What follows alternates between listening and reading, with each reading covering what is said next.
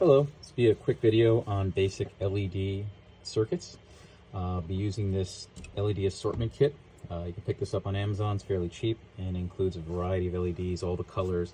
It also includes the RGB multicolor LEDs, as well as the chart showing you the voltages and currents required to use each LED. So to start off with, here's a simple diagram showing the schematic symbol for an LED. I've included both here. So LED is a light emitting diode, and this is a standard LED, how it's drawn on a diagram. So if you see this, you know now that this is an LED. This is the anode side, which is the positive voltage, and the cathode side, which goes to the negative or to the ground. I've also included these two on the bottom. These are for RGB LEDs, which are multicolor LEDs, but we'll talk about those in another video. So moving right along, here is a simple LED circuit. You will have a voltage source, you will have a resistor, and you'll have an LED.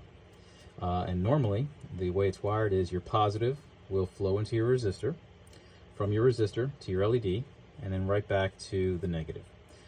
You can also alternate the position of the resistor in this type of circuit, since it's very simple. You can go positive from the voltage into your LED, to the resistor, and then back to ground. So in this type of circuit, which is known as a series circuit, the resistor is interchangeable. It can either be before the LED on the positive, or it can be after the LED on the negative. It will still perform the same function, which is to stabilize and control the current. And those are the things we're going to talk about. So voltage is always represented with a V. The R in this case is the resistor, which is your resistance. The I represents the number of the current, which is basically the flow of the electric charge, and D is your diode. In this example, it's an LED. So here we have the LED formula. This helps you select the value of your components. So you went out, you bought an LED kit like that, and you're ready to set up a simple circuit. And you now need to figure out what type of resistor and what value you're going to have to use. So here is the formula. Basically, your resistor is equal to the voltage of your source. This will be your battery pack or your power supply, whatever you're using to power the circuit, minus whatever the voltage of the LED is, and that'll be indicated when you buy it. There should be a label of some sort with the specifications. All of this divided by the total amount of current that LED can handle. Again, that's going to be on the LED spec sheet. So we'll go through this very quickly. R is your resistance. This is measured in ohms. Vs is your supply voltage. VL is your LED voltage, and I is the amount of current. So we're going to go ahead and apply this. So here we have an example circuit. We'll be using a 3-volt battery pack. We need to figure out what resistor to use to drive this LED. So looking at the chart that was provided with our LEDs when we purchased them, we know that this particular LED runs on 2 volts, and its maximum current is 20 milliamperes. So we're going to go ahead and work this out. So our source voltage, as we said, was 3 volts. The LED's voltage is 2 volts, and the current is 20 milliamps, which we have to convert to just normal amperage. So that's 0.02 amps. So the formula again, resistance is equal to your supply voltage, 3 volts, minus the LED voltage, which is 2 volts, divided by the maximum current for that LED, which is 0.02 amps. So that's R is equal to 1 volt because we subtracted 2 volts from the 3, and we're dividing that by 0.2. And here we have the resistor that we should be using for this circuit is a 50 ohm resistor. So we've go ahead and built a sample circuit here. We'll bring that out.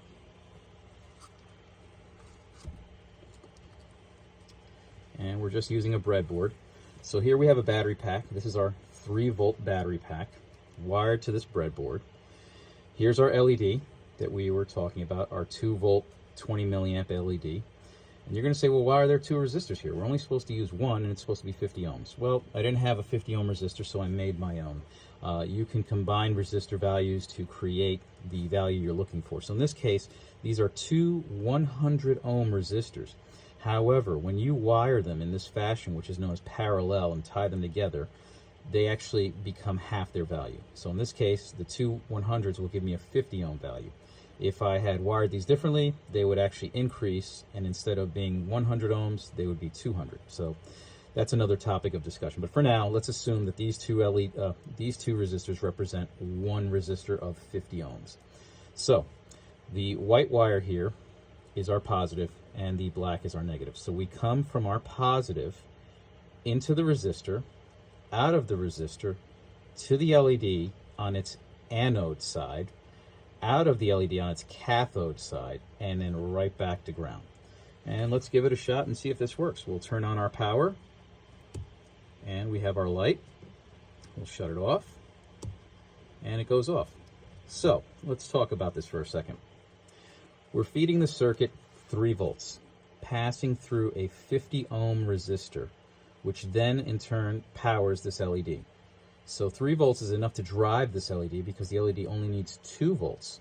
And the function of these resistors is to make sure that the current going into this LED does not exceed 0.02 amps or 20 milliamps. That way you don't burn the LED out.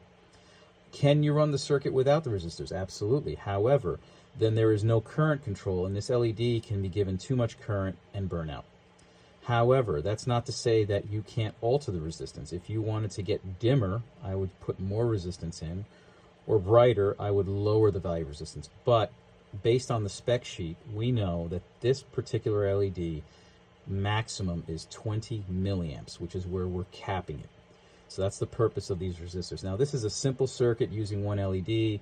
This is just to get the concept out there, but you can wire in multiple LEDs, you can share resistors, and so on. So we can discuss that in another video. Just wanted to put this out for those who have decided to start tinkering around with maybe lighting up a cosplay costume or a build or something that they're making, and they wanted to add LEDs. So this at least gets you started, your foot in the door, as it were. We will discuss RGB LEDs, which are the multicolor LEDs, in a later video. But hopefully this gets you thinking, and it's very simple. As you can see, the components can be had for literally pennies. You can buy assortment kits, and you can get started. Let me just bring this back, and we'll bring up the spec sheet for this particular red LED so that you can see the values we were talking about. So you notice the red LED is here, and there's the voltage. 2 volts to 2.4 volts is what's required to turn this on. So I just went with the lower value, and its maximum current is 20 milliamps, and it's right there. So if you look, different colors will have different voltage values.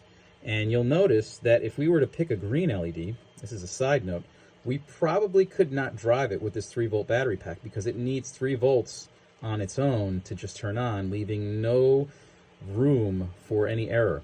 So if that battery pack is slightly low or drops down, it won't even power up. So take that into consideration when you're picking certain colors. They require different voltages to power up. Even the white LED might be a stretch to run on a 3-volt because it approaches 3.2 volts. So hopefully this information helps you. As I said before, I'll talk about RGB LEDs in another video. If you have any questions, comments, concerns, please feel free to leave a note, and catch you guys later.